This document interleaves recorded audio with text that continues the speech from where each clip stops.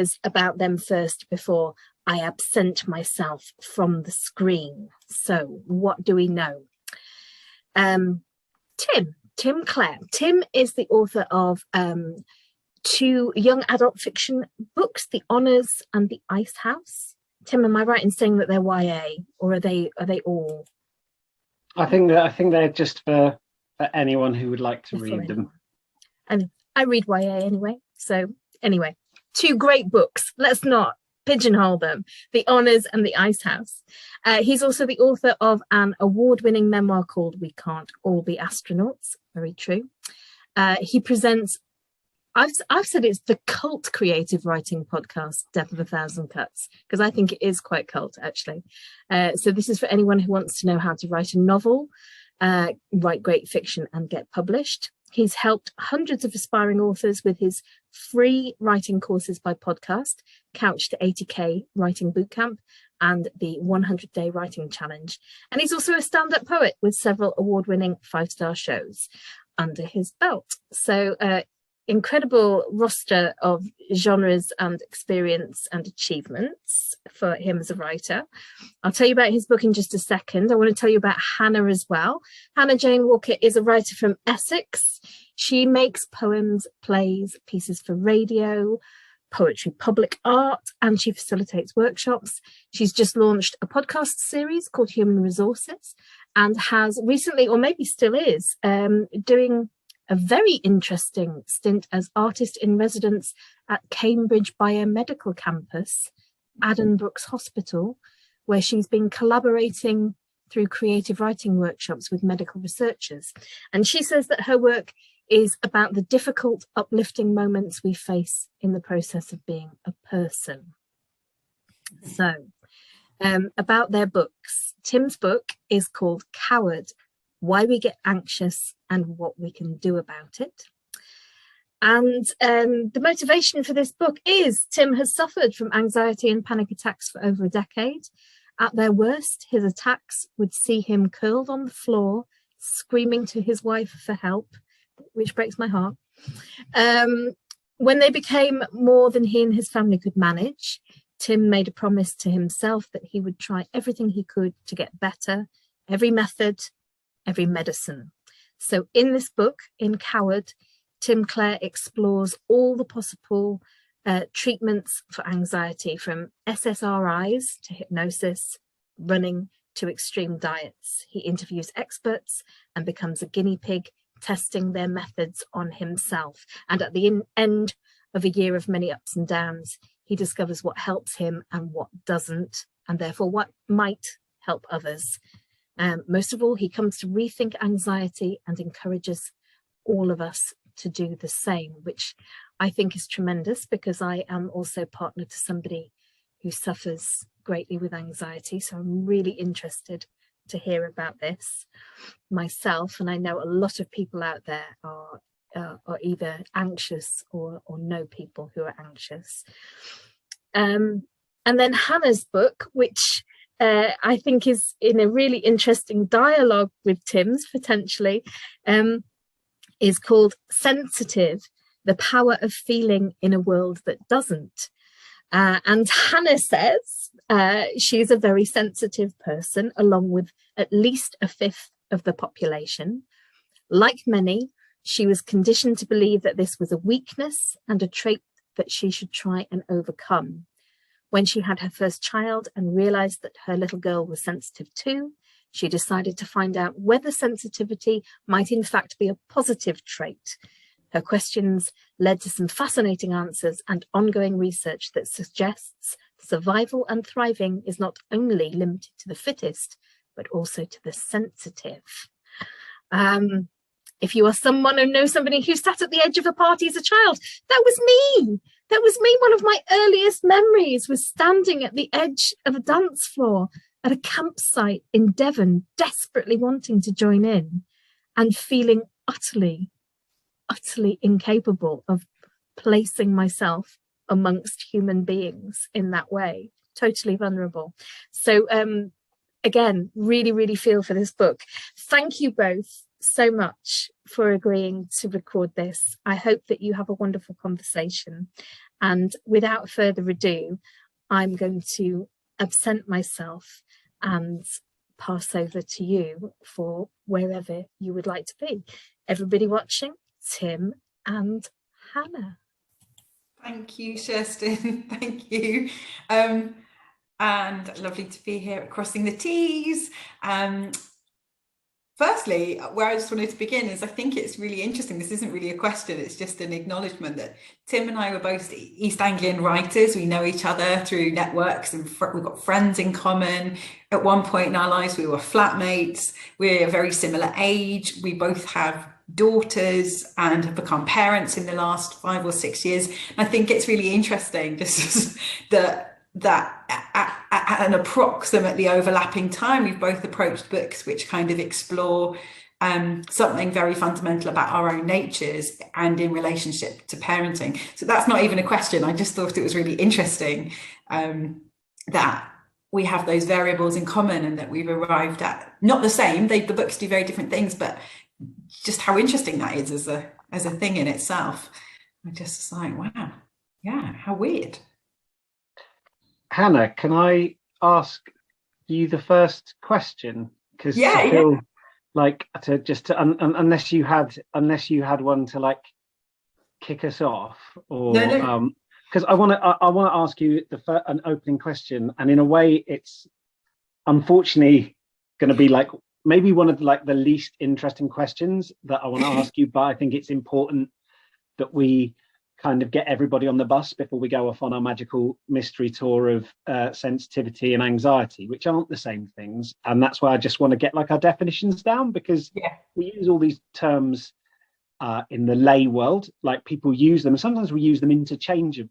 You know, sometimes someone might say, oh, they're a bit sensitive or they're a bit anxious, and they've mean the same thing. But I want to talk about, in your book, when you're talking about sensitivity, and I realize like to an extent, the entire book is giving the answer to this, but just as a kind of like way in for people, when we're talking about sensitivity and someone being highly sensitive, what do we mean when we say that?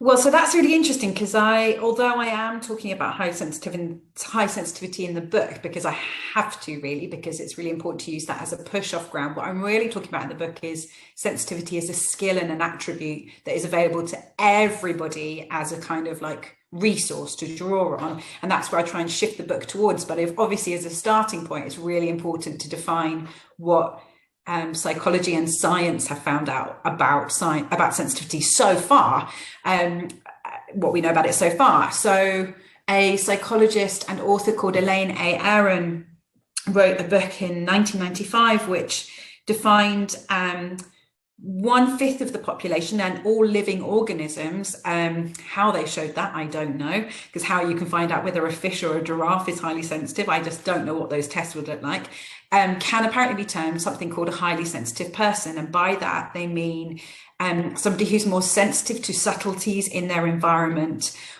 possibly more prone to overwhelm due to being more sensitive to subtleties in your environment. So I'm being attacked by my kitten right now on my feed. So I'm looking down, stop it.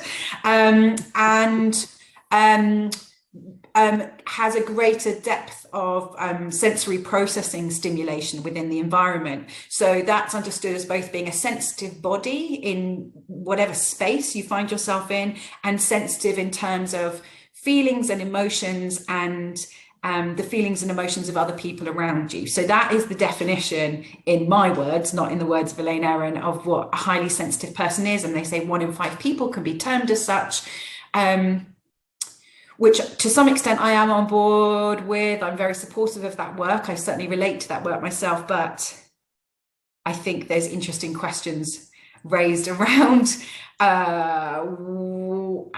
how much research has been done into that work, how much we can prove that at this point in time. So what I was really interested about with my book was kind of going, well, yes, maybe that's a thing. And I certainly feel like I relate to that thing and I can see it in my child, but I'm also really interested in sensitivity as a broader trait and scope.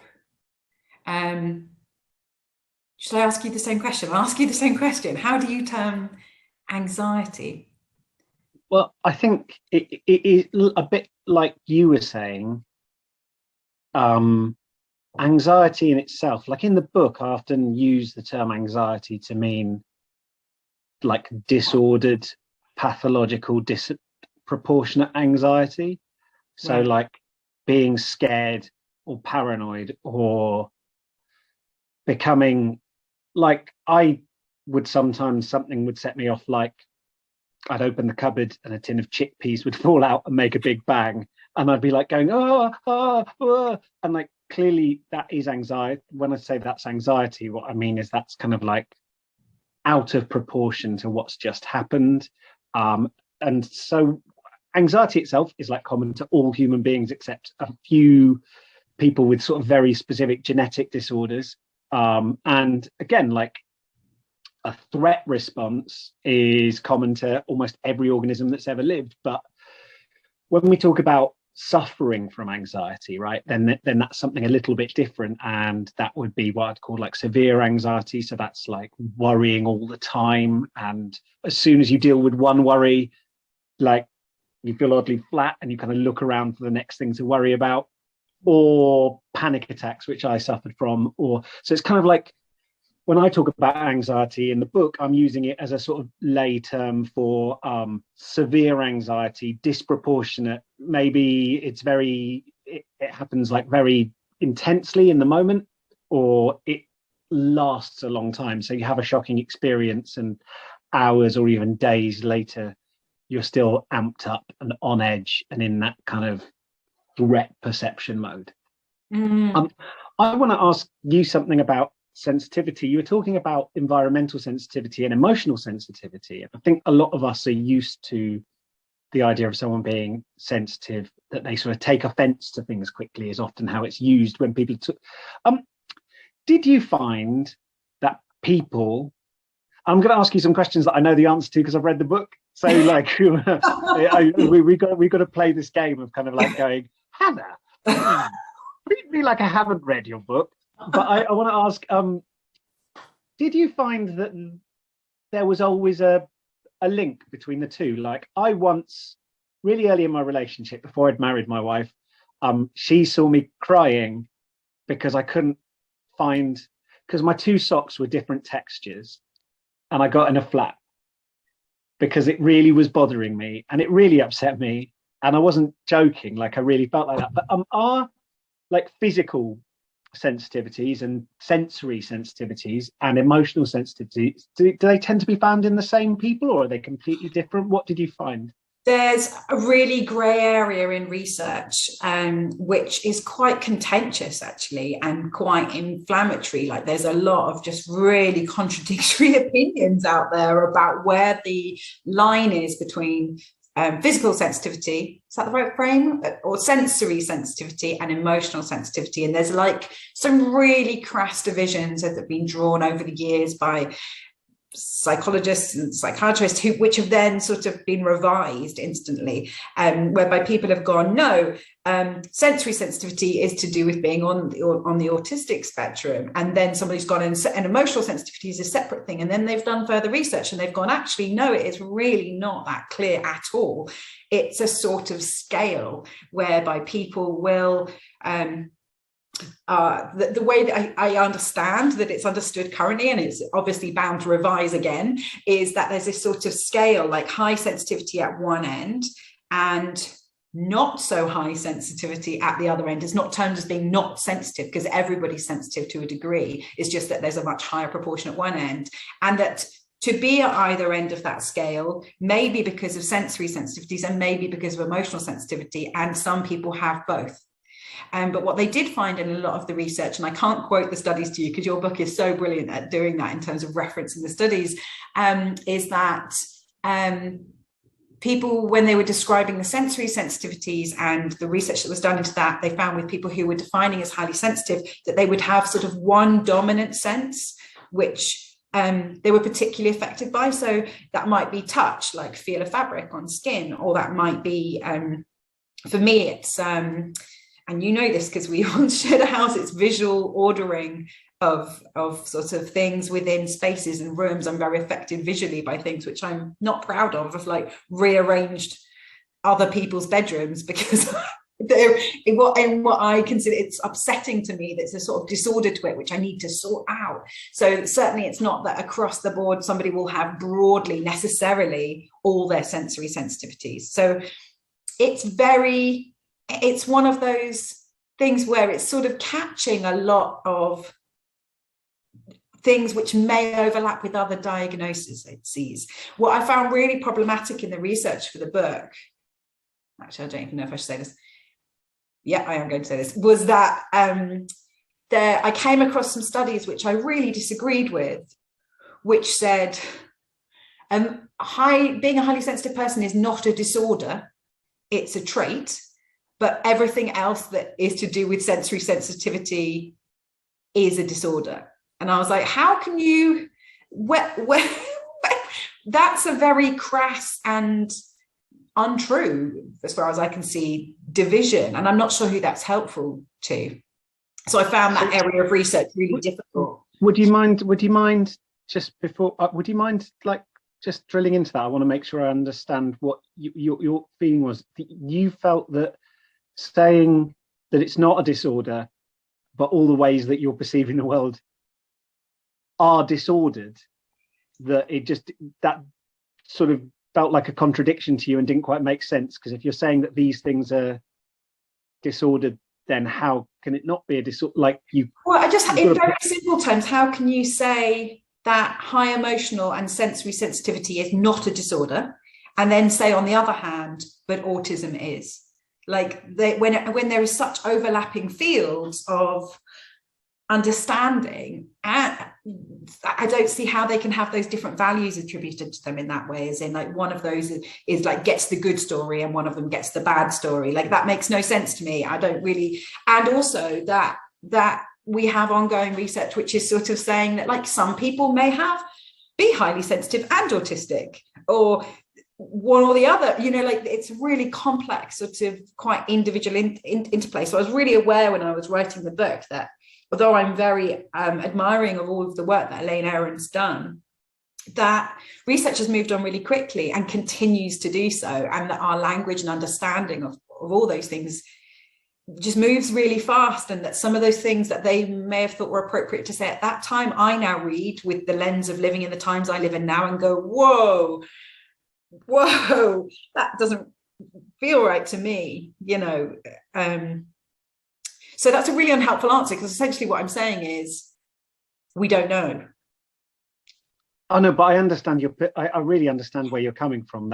I found that really helpful, in that I understand what your feelings are about it much better. Okay, good. So are you happy for me to ask questions? I'd love you to, yeah, please do. Okay. I loved reading your book, by the way. I found it absolutely brilliant. I listened to some of it on audio as well. It was very beautifully read. And I was just really curious. I mean, I love the whole book, but I was particularly drawn to sort of, I suppose, the final sixth of the book, where, just because that's my preference as a reader, I always want to know, like, I love the journey, but I'm always like, and where did we go? And obviously you do that throughout as well. Like, you show us where you've gone on your journey, and it's a fascinating journey. But I'm just really interested in what your experience was. I'm just reading my question. What your experience was personally throughout writing the process of the book in understanding your own nature. Like, was it a series of shocks? Was it a process of slow revelation? Did you feel like you were like, I kind of already knew this? Like, so you know. My hope was that it was going to be the last one. What I was setting myself up for was, like, I kind of knew stuff, and then I was going to go and speak to all these scientists, and they were just going to sprinkle the sort of pixie dust of legitimacy on stuff that I kind of knew because I'd read 3 articles and watched the TED talk, and then I would have their quotes. So when people read it, they'd go, "Oh, he's done a lot of research because he's had Dr. Neuroscientist has said this." But I knew it. But maybe they'd let me sit in their sort of big fMRI machine, and that would make a scene and I could describe it or something. So that was my plan. Right. And then I just went to them and they were like, no, like none of this, what you think is true. And it's much more complicated. And then I just ran into all these things where things didn't work out like I had. So by the end of the book, like, I think one of the things, you know, you talked about me having all these studies in it and having done the research, but I think that's also something I had to let go of by the end of the book. Was like, that was my journey, really, was like, I was really wanted to be able to pick up my emotions with the salad tongs of science and have all these ways of like nailing stuff to the table and saying there's a 72.3% chance of this. And that was my anxiety talking, really. I wanted scientists to tell me the exact answer and then like go, okay, so like that is like life squared away now. And I wasn't really looking for science. I was looking for certainty, which is not contained within science, is the great irony, is that like the more I found out, the more people were going, well, it's more complicated than that. So I think that's why, you know, in the final part of the book, I kind of moved towards having a sort of a real crash of like going, what I want, which is control and certainty, does not exist within where I'm looking for it. And even when I went speaking to religious people, thinking, well, surely they're going to give me that, they were like, no, it's like forcing us up. My faith forces me to take a hard look back at my own life and the reality of being alive. And I was like, oh, yeah. So it kind of became meta. It kind of became a meta, a folding in discovery, which is interesting because I found that my book too went in a direction that I did not anticipate it going in. But I was particularly interested in the uncertainty element of it. And actually, I was going to ask you to read a bit from it on. Have you got your book to hand? Yeah, I do. Yeah. 381. Well, that is absolutely bananas. Oh, you're freaking me out. Why? That was the page I had it open at in front of me. That's so weird. Because I'm highly sensitive, Tim. I can tell across the internet. I know. You just, oh my gosh, never do like street magic or something. You're like David Blaine. Like, I feel like you just got inside my head. Horrible. Well, interestingly, one of the things that highly sensitive, one of the kind of a lot of the literature uses the evidence of the fact that end of the pier seance kind of magic people used to be called sensitives, and that was their title, and they were doing that kind of cold reading, which I understand as being detail reading. Do you know what I mean? But like, yeah, it can easily read as something else, and I'm not doing that. It's just weird coincidence. But I was really interested in well, there's a few bits here that I was really interested in, but down the bottom of page 381 you start with the phrase, we're all in the same ocean, and I was just wondering if you could read that through to that's the bad news. Sure. We're all in the same ocean, but only some of us have got boats. The tragedy is that vulnerability and suffering are what connect us. They give us a common bond with every human on the planet. None of us escapes suffering and death, no matter how rich, thin, youthful, or amply proportioned in culturally preferred areas. Buddhism has 5 remembrances, facts that the Buddha recommended a person should reflect on frequently. The first 3 are, I am sure to become old, I am sure to become ill, I am sure to die.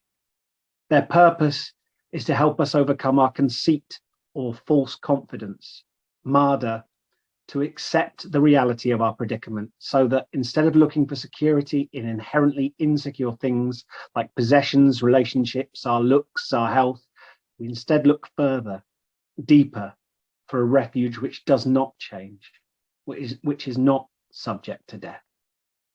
Everything is shakeable. That's the bad news. I really loved that. I was really struck by that passage. I think it's probably my favorite in the whole book. And I think it's such an interesting concept that one of the key learnings of the book from you was like learning to sit with that, embracing uncertainty as like a central tenant, like embracing like all the things that one would be anxious about throughout their life. It's about sort of learning to be at peace with that somehow. And I just found that such an interesting and contradictory concept, like, because it's so fraught with tensions, isn't it? Because as human beings, we want to try and fix problems. Like, we want to try and sucks. Okay. It's a really hard sell, and it's very difficult to talk about without looking like a hypocrite, because like who amongst us has made their peace with that, really? No, I mean, not me, really. But I think even just admitting that, we gain a little bit of strength back. There's in the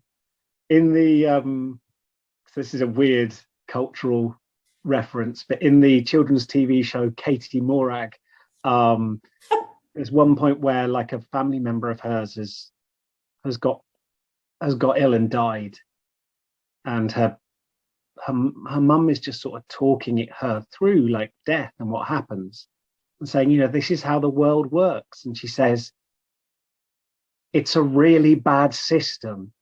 And I kind of agree. I think it is a bad system. Like, but it's the one we're in, and it's tricky to get, to go, hey, this is how it is.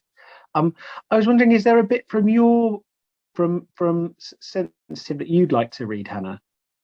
I can't guess the page, but I'm going to say 159. There probably is, and I think I'm going to ask you to read one more bit, and then I think there probably is a bit that sits alongside it, which is 385, where you talk about that embracing of uncertainty being a skill to develop, essentially, which starts partway down 385. So the bit I was interested in was, I consider it a dangerous misconception of mental hygiene. Yeah, so down to the highest intensity we can manage. Where would you like me to read to? The bit that says the highest intensity we can manage. Sure. Thank you, Hannah. I really like that you've picked these out for me. I feel bad that I haven't done the same for you, because it's very relaxing to just have someone like tell me. It's really nice. So this quote is from Viktor E. Frankl, who was he's a psychiatrist who was also a survivor of several concentration camps. I consider it a dangerous misconception of mental hygiene, wrote Viktor Frankl, to assume that what man needs in the first place is equilibrium, or as it is called in biology, homeostasis, i.e. a tensionless state. What man actually needs is not a tensionless state, but rather the striving and struggling up for some goal worthy of him. What he needs is not the discharge of tension at any cost, but the call of a potential meaning waiting to be fulfilled by him. Resilience, meaning, ease. These aren't fixed traits you're either born with or you aren't. We cultivate them through habits of thought and specific behaviors, sometimes perhaps by rewriting our own stories. When we do, our neurobiology and physiology adapt to support us, but it takes time. It requires willingly submitting yourself to stress, stepping into that place of optimal tension that stimulates growth. Maybe this is why anxiety, of all the problems humans face, has proven so fiendishly difficult to overcome. Getting better at dealing with anxiety asks us to judge the edges of our tolerance, then repeatedly expose ourselves to those unpleasant thoughts and feelings at the highest intensity we can manage. Yeah, beautiful. And what I found so interesting is that sort of throughout the journeys, or individual journeys throughout our own books, is essentially what we're both talking about is, yes, that it's really important to like create a narrative within which we can each live, to create a story about our own natures where we can understand it, be at peace with it, whether that's true based on science, whether it's something we construct, but whether it's just something that we can hold, say out loud and be like, I've reframed it for myself. And that feels really valuable. And then the second part of that being, and what capacities and skills do we all have to be able to increase our own tolerance to sit with some of the discomfort of life. And what I think is really interesting in thinking about sensitivity as a skill, which is certainly where I tried to steer the book, I hope it does that successfully, is that what I realized was that what sensitivity will bring up a lot, because of the quality of attention which people may have if they are using the skill of sensitivity or they are highly sensitive, is being more prone to picking up good things in an environment and bad things in an environment, which inevitably means that in the society which we're living in, which is particularly going through some very difficult things, we're going through some very difficult things as a civilization, you are more likely, not you specifically, one is more likely, if you are using that skill or you're someone who is highly sensitive, to feel anxious. And I sort of reached that point and was like, well, what do we do with that? What's the value of that? Like, but what is that for? Like, where does that leave us? And was sort of the bit that was the moment I reached in my book where I suddenly was like, but what's this for? What's this for? I've got to solve what this is for. And I won't read you the story of it, but I tell this story in the book of a story that my granddad used to tell us, where he would teach us this really simple storytelling game. Essentially, he had a big story framework for it, but lots of people use it with kids, but you start telling them a story and then you sort of build up their confidence, whereby you go, and what happens next? And you hand over and they might go, a bee did this, the cat fell off the table, the bean grew in the garden, like whatever. And essentially what you're doing is increasing somebody's confidence to be able to fill in the next part of something and to be active, to sort of take ownership, to be able to craft the space that you and the story that you're living in. And I was just very interested in that overlap, that we'd both sort of reached that point of going, what is this skill? And it's about owning story. And I was like, how interesting is that we both sort of not on the same subject, but reached sort of some of the same core hit points, which really made me think, as I'm sure it did with you, what stories we live in, about who has value and how. And there's this, I'll read you this bit of the book, which is on page 265. It's in the conclusion of the book.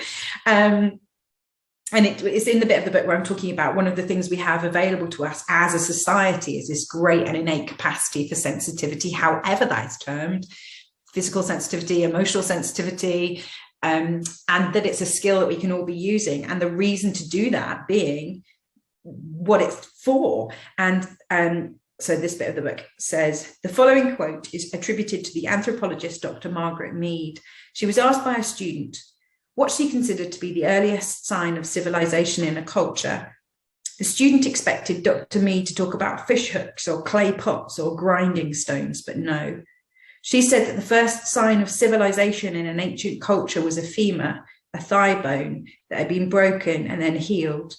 She explained that in the animal kingdom, if you break your leg, you die. You can't run from danger, get to the river for a drink, or hunt for food. No animal survives a broken leg bone long enough for the bone to heal. She said, a broken femur that has healed is evidence that someone has taken the time to stay with the one that fell, has bound up the wound, has carried the person to safety, and has tended the person through recovery. Helping someone else through difficulty is where civilization starts. Mead also said, never believe that a few caring people can't change the world, for indeed that's all who ever have. And then I go on to explain that obviously the thing that runs counter to that is the story that we live in, which is what and who is of value, how we should be behaving. I'm just very interested in the bits of value that are inherently in us as people. Like anxiety is a common thing which is happening to so many people and is not for nothing.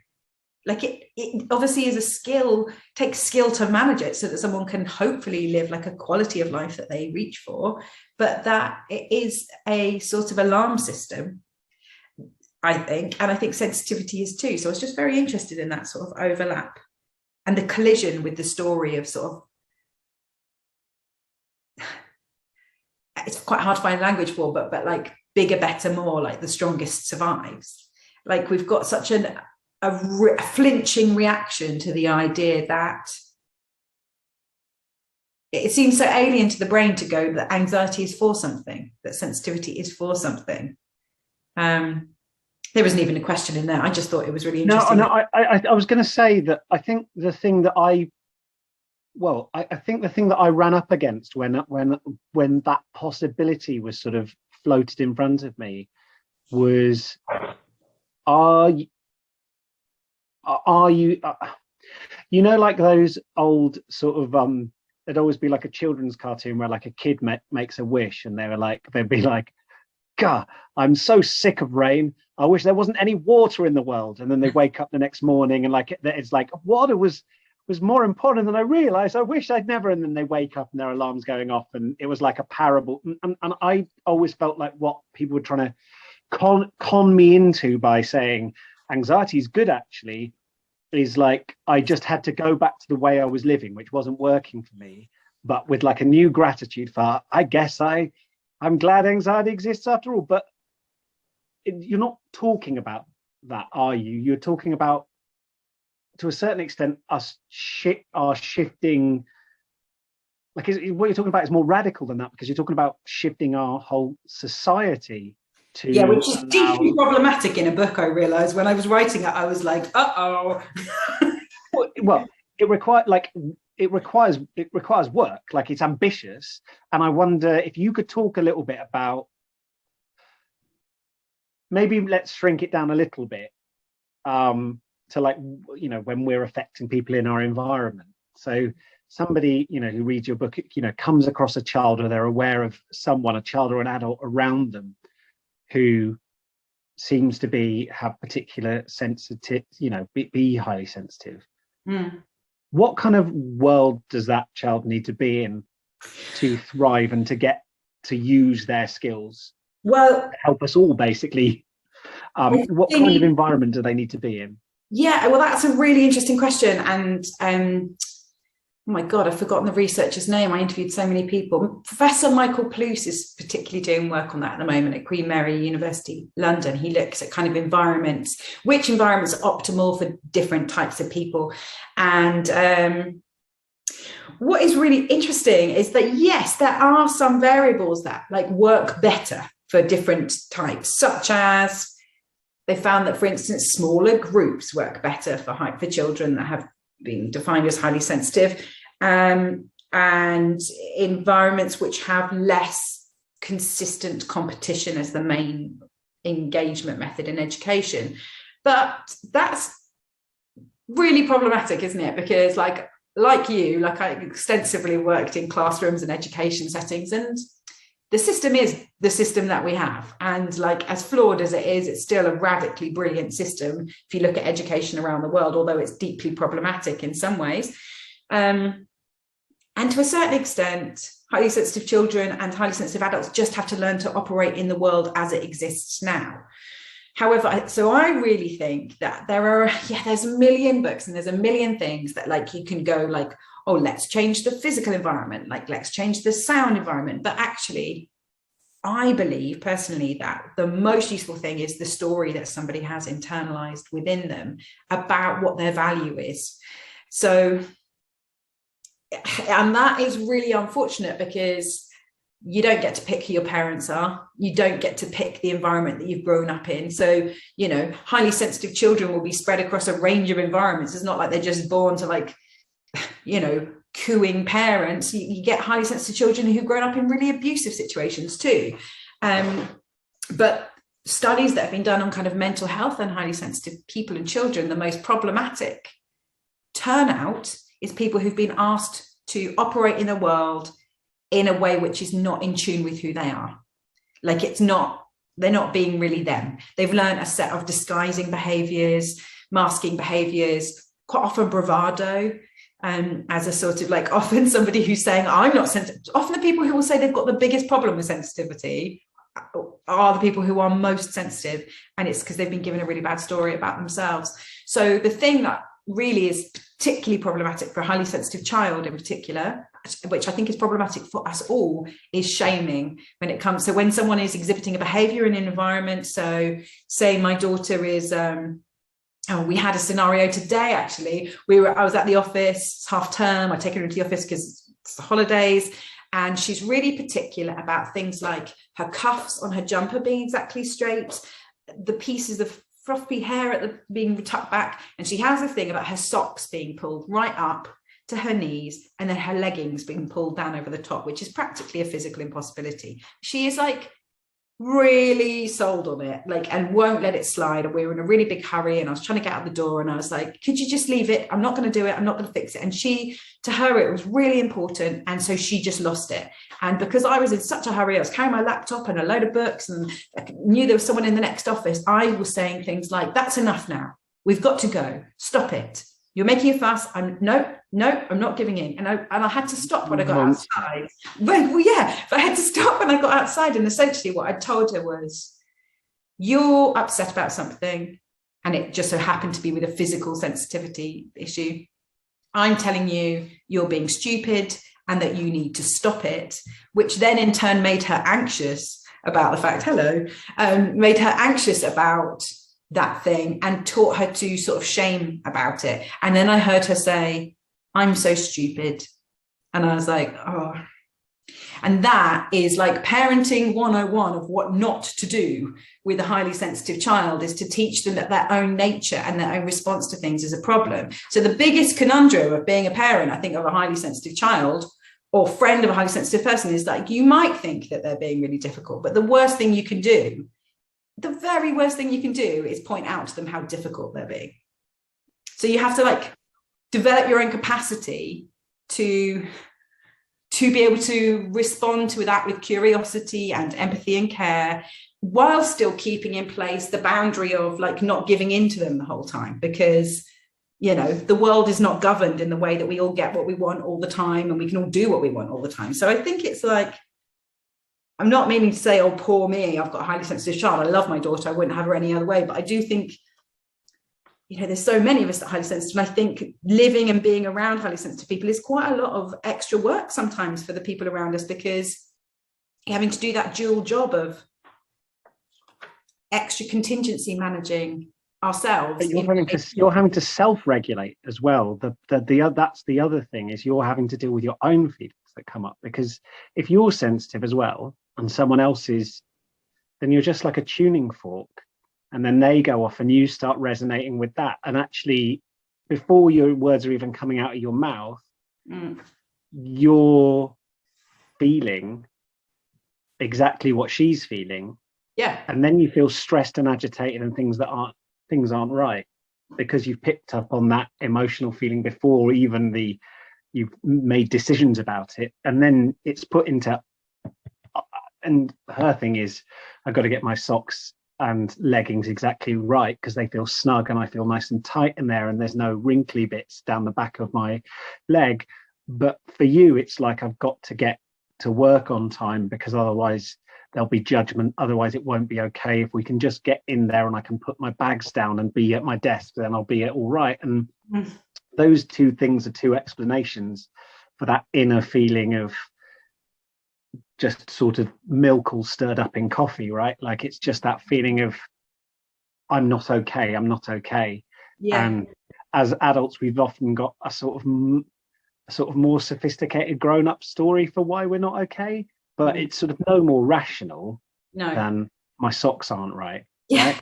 And that's why it's so useful to have a mixture of people around. Like, one of the questions which I got asked a lot in interviews for this book is, do you think the world would be better if it was made up of people who were mainly highly sensitive? And I'm like, hell no. I think that the proportions are just right. And I think what's really beneficial, if you can manufacture this kind of thing in your life, to like, not you, if one can manufacture this kind of thing in your life, is to have like people who you're surrounded by who, yes, share some of the same traits and attributes of you, because you get empathy and understanding through that, but also people who are completely the opposite of you, who like operate in the world in very different ways. And obviously that means you'll have moments where you look across the chasm and go, what? How are you experiencing the world? I just don't understand. And like moments of irritation, but like, it's hugely valuable to have that mix of types of people and skills, because otherwise, we just have people walking around all the time worrying about their socks. It'd be a terrible world. I don't want to live in that world. Yeah, Yeah, but it's nice. I suppose what you're advocating for, though, is that we can understand that those concerns are genuine and they're kind of valid, and to recognize that commonality in each other, that like it's a real thing. It's not just someone going, I'm going to use this as a kind of lever.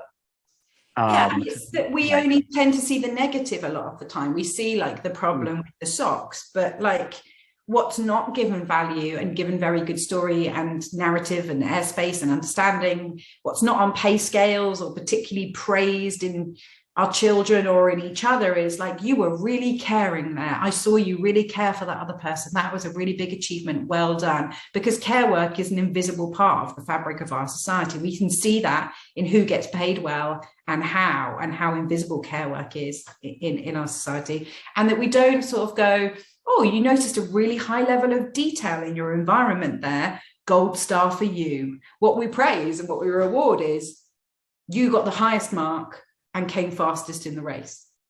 Like those are the things which we've chosen to like prioritize in the story of us. But like, so my kid having a problem with her socks, yes, that's really difficult, but she's just as likely to be like, oh, in this cloud, I saw a unicorn attacking a snake, which was living inside a cave, which like is a terrible example because that's not necessarily hugely useful in a day-to-day application, but it's like, is a very beautiful aspect of people, isn't it? To like there are different people walking around the world, taking in the world to different degrees and different levels of information. And that is hugely valuable to us, I think. Well, it just is. It's not, I think, it just is hugely valuable to us. And I just think we need a better story for that, about that diversity of information noticing. This kitten. Mm-hmm. What else? Well, I'm going to pop my little head up, actually, because I think that was quite a lovely statement, possibly to end on, or at least to kind of come round towards a conclusion. And I'm realising I can't figure out how to show my face again. How very weird. Can I ask him one more thing? Yeah, you can. Just going to get really interesting because I was just talking about obviously parenting my kid then, and you obviously have a kid, and I was just really interested where you landed in terms of, because obviously that's part of your motivation, but like undertaking the book was, I want to manage this better because of my kid, and I just wondered where you landed on that out the other side. I think, yes, a good question. I think realizing that all the kind of like brilliant cover stories in the world were going to have much less impact than the behavior I modeled. And if I really, really wanted Suki to model, to experience self-compassion and self-forgiveness, the best way that I could train her in that is to do it with myself repeatedly. And of course that goes against so many of your instincts as a parent, because you feel like you want to be really sort of on the ball with telling yourself off. You're tired quite a lot of the time, right? And you quite like to go and sneak into the other room and eat a crumpet. And you kind of think, well, if I'm really harsh on myself, then I'll be a better parent. But the problem is that is also bleeding data towards them as well, because they see how you do that and how you manage, how all the kind of meta parenting you do, the parenting of the parent. And so I think, in the end, what I try and do is just when I mess up, let her see me forgive myself and explain why and what I was feeling.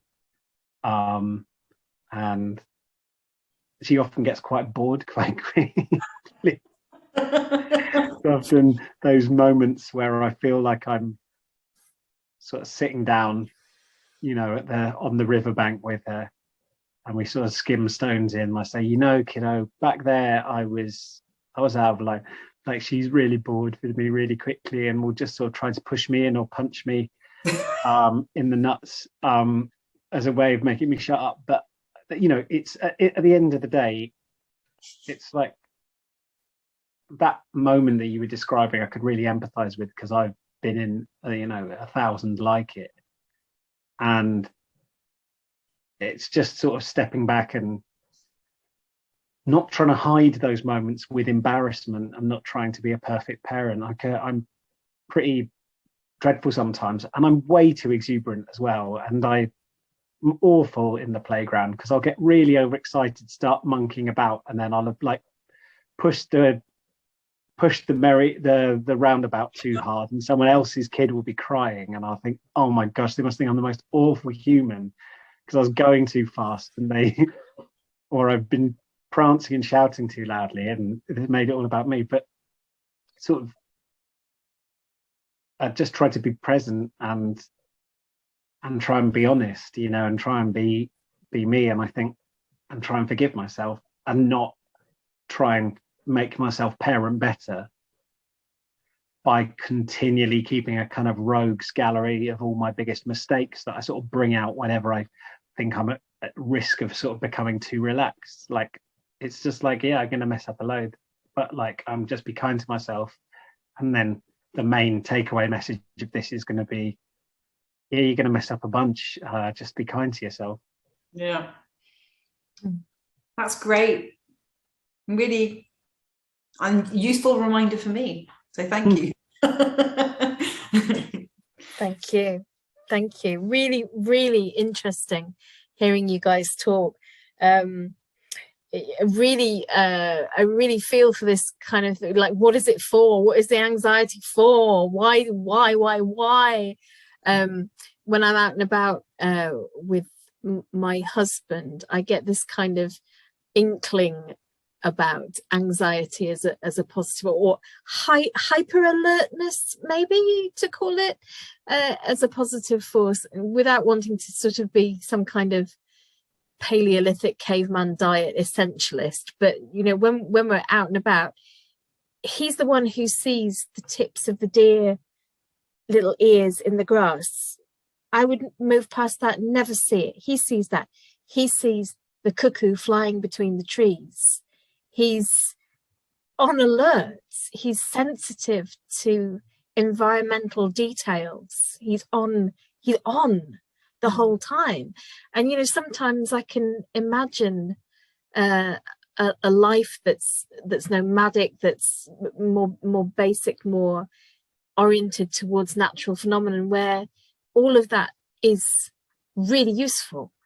All of that thinking about whether things are going to kill you is actually really useful. Like, genuinely, that state of mind, that way of wiring has a real evident purpose.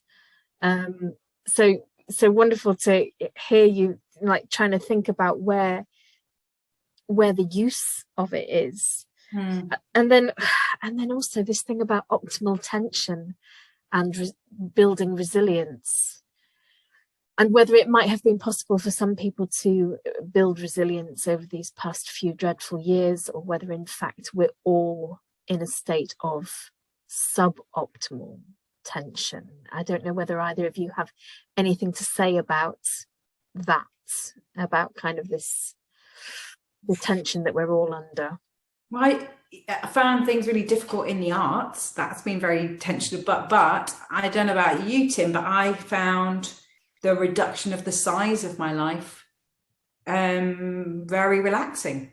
Obviously, we were living with this massive threat. Obviously, I was terrified for everyone that I love, and like frightened in some really real ways, really big real ways, and terrified about what was happening to lots of people around the country. And there were moments where I was like, watch the news and just be like, no, this can't be happening to people. This is awful. But in the day-to-day existence of like going around my life, and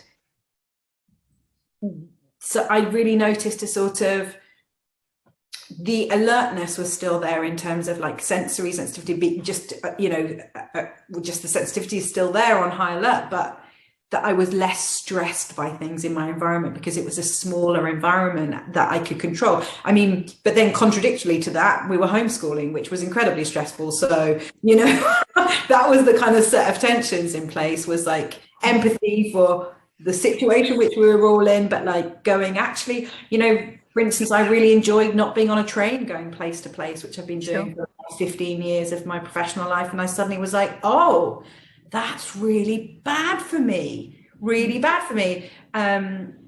It really raises, I think, my cortisol levels, and I think I get really dysregulated, my hormones and all sorts of things. I think it has really physiological impact upon my health in real ways. And so there were some ways which my body just really adjusted during being home, where I was like, oh, yeah, interesting.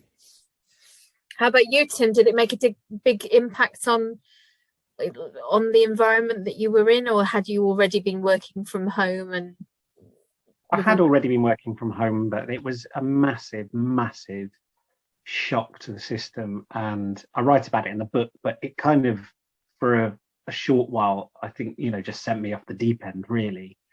But then that ended up being the sort of push to, you know, I remember sort of the first week, you know, going on my first sort of daily allowed walk, and just all the houses were shut up.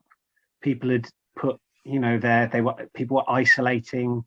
There were, you know, little cardboard signs on people's doors. There was a box outside someone's door that said free sterilized study Bibles, and then underlined completely safe.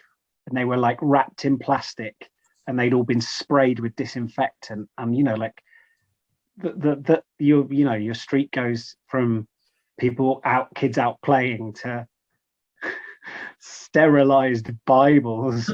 Like, it's like, it was intense. And people had written the kind of Julian of Norwich phrase in chalk on the ground: all will be well. Be well. and she was someone who some scholars believe, like, she definitely lived through one plague that wiped out about half the population of Norwich, and some historians have speculated killed her entire family, and that's how she became a canoness to begin with.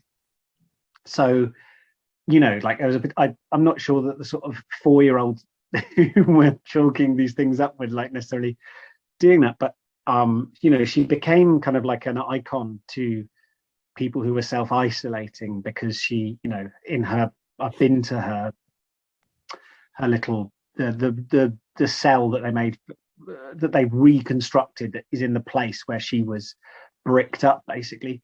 I found it horrendous, and and then it was all right once I got used to it. But I think life is always going to be, I cannot think of a point in history where there haven't been legitimate reasons to be terrified. Sure. Clearly there are more stressful and less stressful times in history, times when we're under more or less pressure. But I think, you know, these things that we've been through and are still going through are kind of chicken feed compared to, say, you know, what my grandma grew up in Nazi Germany. And then 100 years ago, you know, just even the infant mortality rate was like so astronomically high. You know, 100 years ago, doctors were not washing their hands. Like, we hadn't picked that up yet, right? That's bananas. So this idea that, you know, so people were just awash in death and grief as just part of the background noise of life. So I think we are living in rarefied times when it comes to being a human being, and these feelings of anxiety and worry, to a certain extent, I agree with Hannah. I just want to go back to what Hannah said about having a good story. I think this is what it all comes back to. It's like having stories that we can, because that's your framework for just moving through life. It's your sense of meaning, really. And having ways of making suffering or stress or worry, or finding, you know, certain environments, you know, harder than other people might do, having a good story for that and who you are, understanding that if you're going to like pick team members to take part in a contest, you send the gorilla to the boxing match and you send the fish for the swimming contest, right? Like just understanding that we all have